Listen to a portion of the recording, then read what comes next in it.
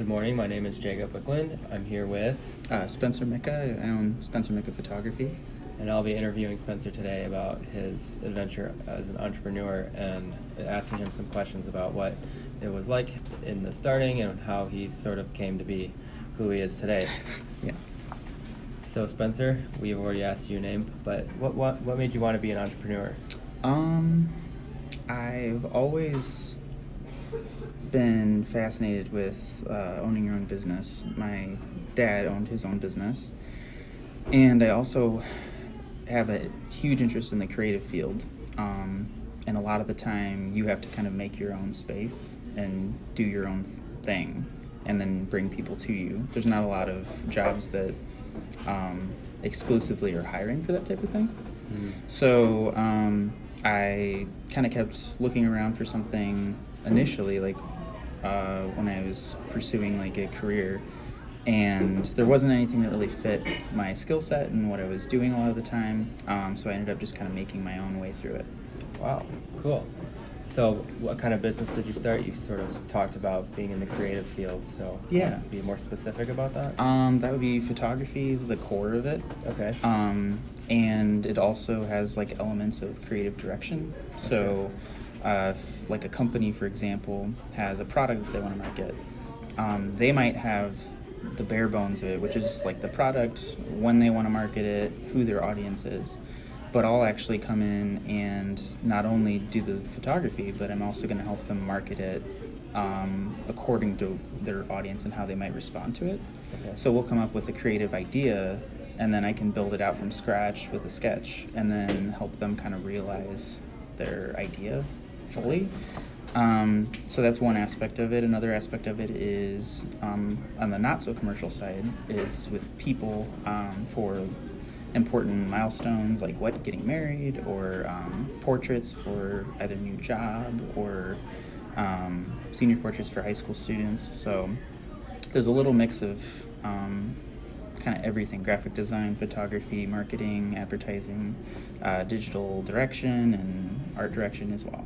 Oh, cool. So I wanted to focus in a little bit about more of the creative side. Sure. And sort of what that means. You talked about editing. What was the programs you used? Oh, sure. Could Yeah. you talk about more of the creative aspect? Is that like editing photos, or Mhm. like photoshopping types of things like that, or is there like more to it that I'm not getting? Oh, sure, yeah. Yeah, it really starts from the initial basic concept. So I had a client that I worked with this week who they are kind of like an Instagram influencer. Mm-hmm. So they have, there's a product that they're being sponsored with, and they have to essentially distribute that information to their followers in a way that feels natural and doesn't feel out of place from their normal content that they put out.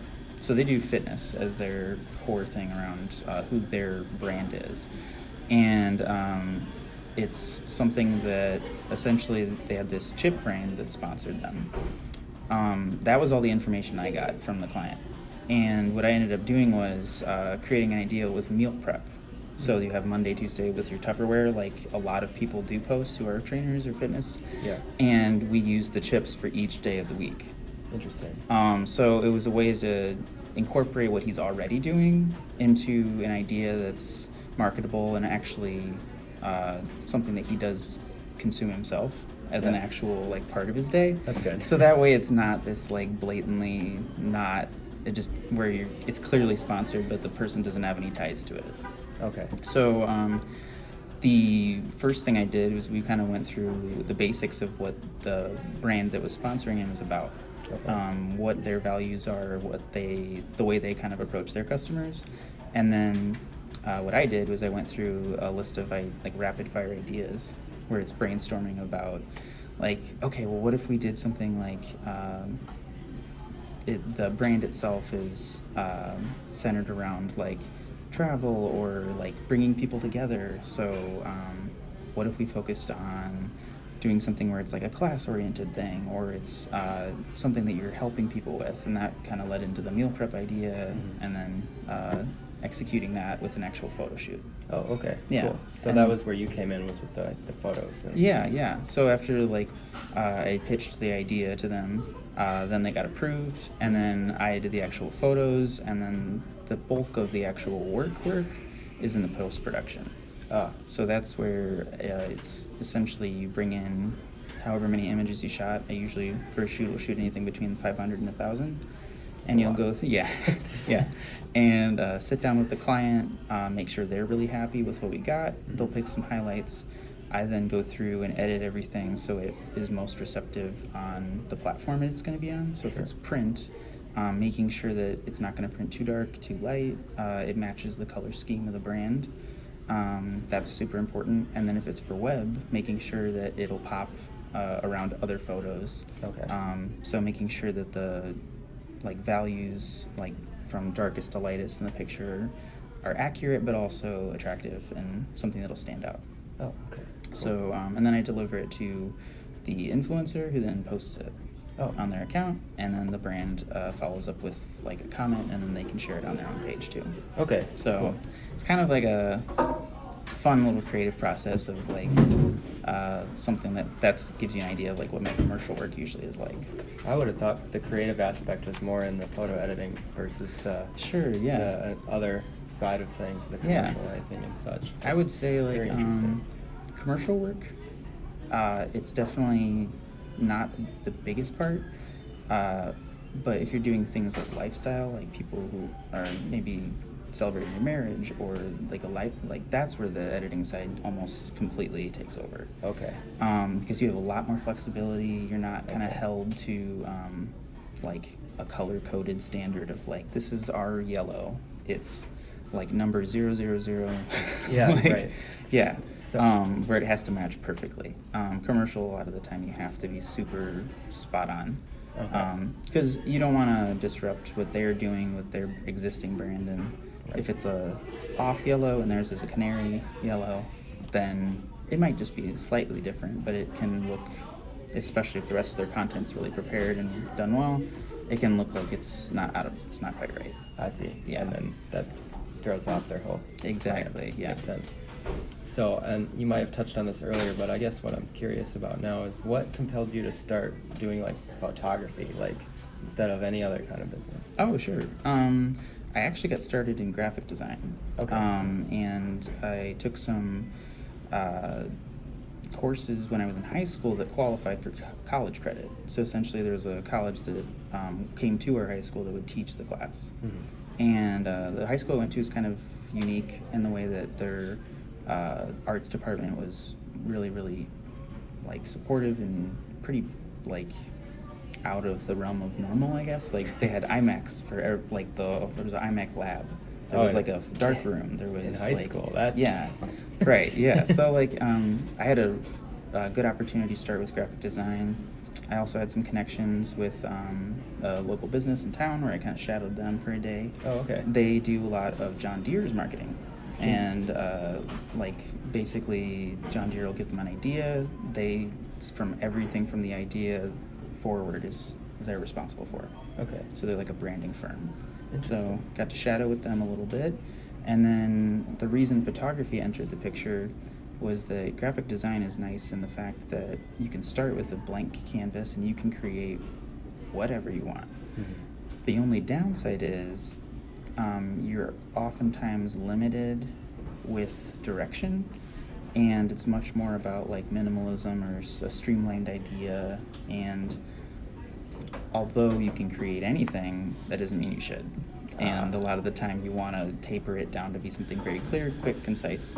So the creative aspect of it is limited much more with the client and kind of what they're looking for. Mm-hmm. Photography, on the other hand, you have to be there in the environment creating it to make it happen.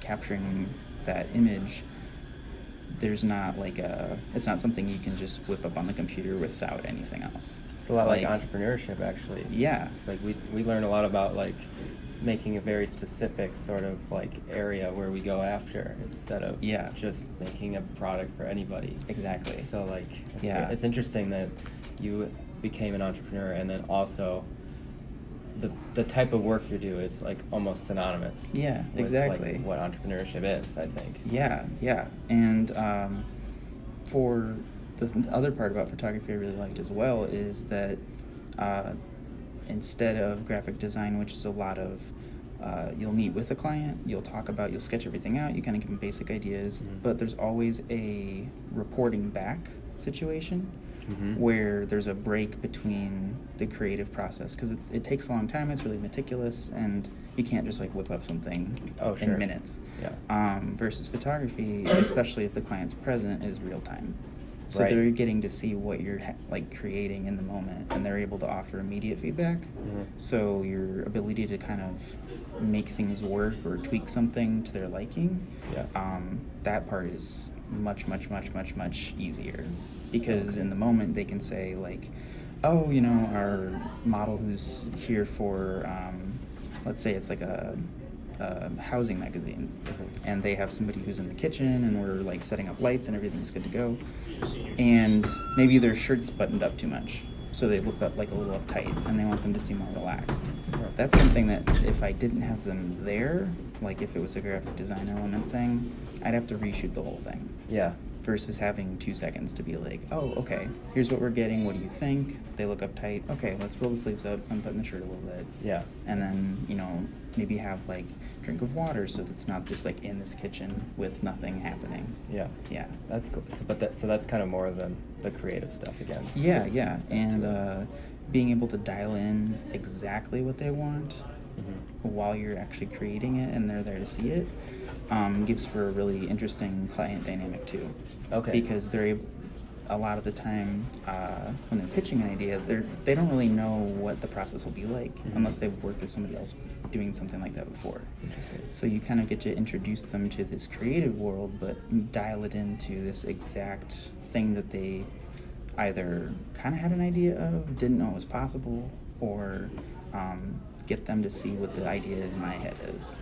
We talk a lot about like making sure we know our customers, as you know, in our class, and sort of how important it is for an entrepreneur to like really know the customer and like what they want, and it's not because that's what it's about. It's about what they want, not so much about what we want. So that's, you know, being able to work one-on-one like that seems to be really helpful for you too, because then you can help, or then you can, you know, kind of tailor what you're doing to like what they want, and sort of like be more dynamic. Absolutely. And the key parts of the product for them as well, because essentially what we're doing is I'm acting as almost like I'm stepping into their company for a day and working as if I'm working for them. And I have to match all of my values, work ethic, like expectations to what they already have been doing for however long. What's that like? You want to talk about that a little bit? It's a challenge, but I think it's kind of fun. Because I get to be all different kinds of things. Like I can, if it's for like a medical shoot and they have new equipment and that they want to market, that maybe like if they just got new MRI machines that are faster or you know, more efficient in terms of power, or offer a new way to scan for a type of cancer. They want to market that to people who would potentially go there for that. So what we would do is try to create an attractive image that works, that draws people in, shows like a safe, warm environment where people can come and feel welcome, and is clean and up to like the standards that you would expect if you were to go somewhere.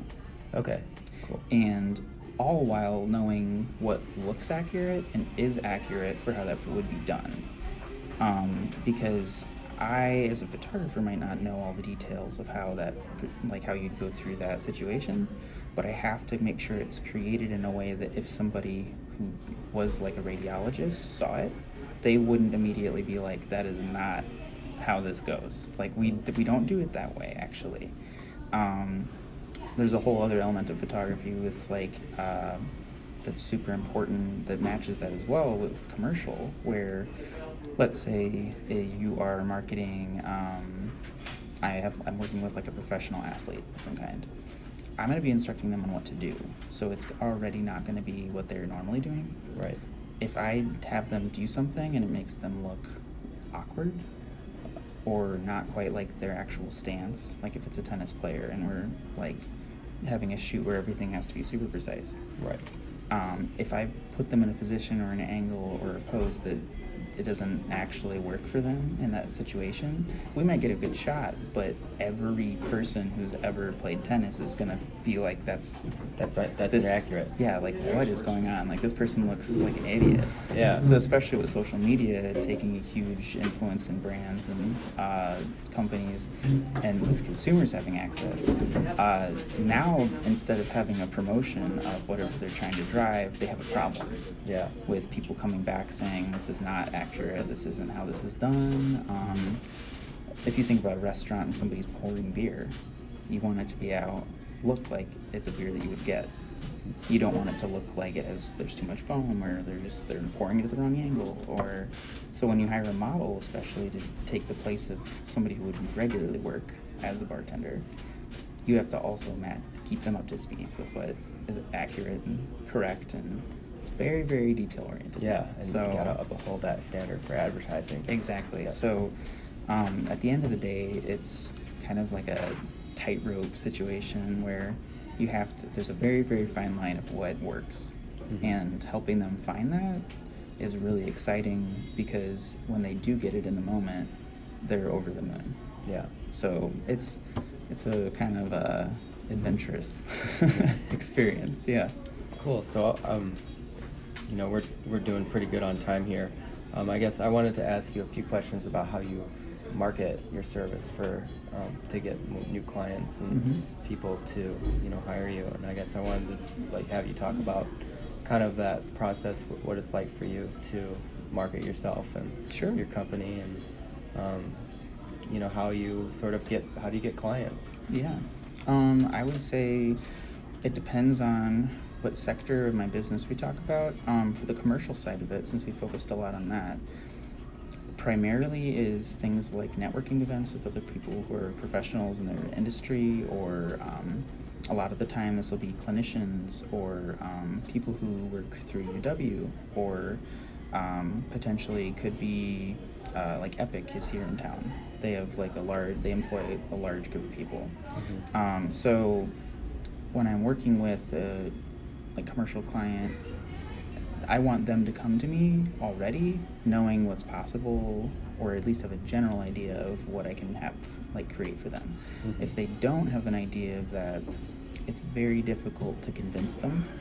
Mm-hmm. Because there's so much time that leads up to the actual session where we do the photo shoot. Right. It's a lot of planning, it's a lot of bidding, it's a lot of back and forth. Yeah. And then when it is go time, it's like we got a day, 2 days, maybe a week at most to make this thing happen. So you get really intimate with your clients. Oh yeah. Okay. Especially with commercial businesses, there's a long period of approvals and red tape, and kind of somebody who contacts me isn't in charge of the decisions. Mm-hmm. They're in charge of marketing. So they have to go through everybody else and then come back. So it's a lot of back and forth. Okay. So the way that I do market myself to them is, especially through networking events with people who are in different industries, I'm able to meet them in person, and that makes a giant difference. Yeah. Because even if they don't know quite it is what I can do for them, they know that I'm a photographer. Mm. And 90% of the time, the photographer you hire is the one you know. Sure. And which, good and bad, especially depending on what your needs are. That's why, as a business, knowing what fields I want to offer or what services I want to offer is super important.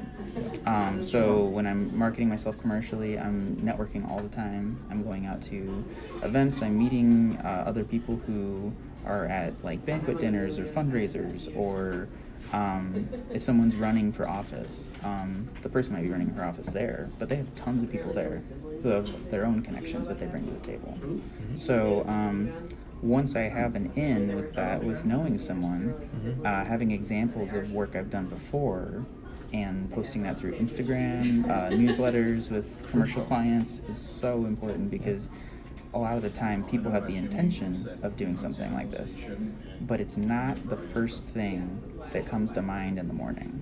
They're going to do their regular everyday job, So if I'm kind of feeding them these little breadcrumbs of like, this is what's possible, this is what another company is doing, possibly a competitor, doesn't have to be, but just another company doing something well that maybe they aren't doing at the moment, is a huge motivator for businesses.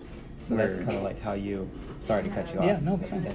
That's sort of how you add value to the transaction, I guess. Yeah, At exactly. that point. Would you want to talk a little bit about that some now? Sure. Maybe the value adds. Yeah. We're doing great on time. So. Okay. Yeah, got plenty of good content. Yeah, so value is probably the most important aspect. I'd say marketing's important, of course. Yep. Knowing who your audience is also important. However, I think the value thing is the biggest part, especially for me as a service-based business. Yeah. If I was product-based, I think it would be different. Sure. But since I'm service-based, there's a working relationship that's important. So adding value by reducing stress, being the point person creatively, who they can give very basic details about something, and I can come up with a creative idea that meshes with what they're about, what they're already doing, and what they want to do. That is super, super important for commercial work. So when I am like trying to market myself to them or add value through marketing, the biggest thing that I focus on is how can I make their business better? How can I boost what they're doing already in a natural way, in a way where it's collaborative? So I want it to feel like we're working together, that we're a team, that essentially they're hiring me to work for their company. Yeah. I just might only work a day or a day every month or something like that. So the biggest thing is their values. What are they about? What do their customers want to see that they're not doing? What are motivations for people who interact with that business, whether they are a service-based or a product business? You could be a cupcake shop, and the obvious thing is photographing the cupcakes, right? Because those are the products people are buying. Right. Put them online. And Exactly. That's how you know. So that part's good, but it's a little, it's not enough for what they would want to do. What you'd want to do as, like if you're in my shoes, you'd want to create the relationship between the people creating the cupcakes to the people like who order them. So if they're ordering them for a fundraiser or a work party or something, showing the people behind the scenes while they're actually making them, the people that they hire to work there at the bakery or the cupcake shop, the types of customers that they have on a regular basis, and spending a day kind of behind the scenes with them. Now it's not just about a cupcake. It's about a relationship that you've established and wanting to get to know who this person is who makes them, or what the process is, or what that business is about. Right. So establishing not only just what the content is, but also a way that they can expand who they reach, how they reach them, ways they can market themselves. You go from an email with pictures of cupcakes to an email with the shop owner, customers in there. You show a new cupcake that maybe is that month that's popular, and then you also show giving back, whether that's fundraising, donations, some other way of incorporating something that feels good. And adding value back, giving value back to the community. Right. So now when you buy a cupcake, the cupcake is hopefully good.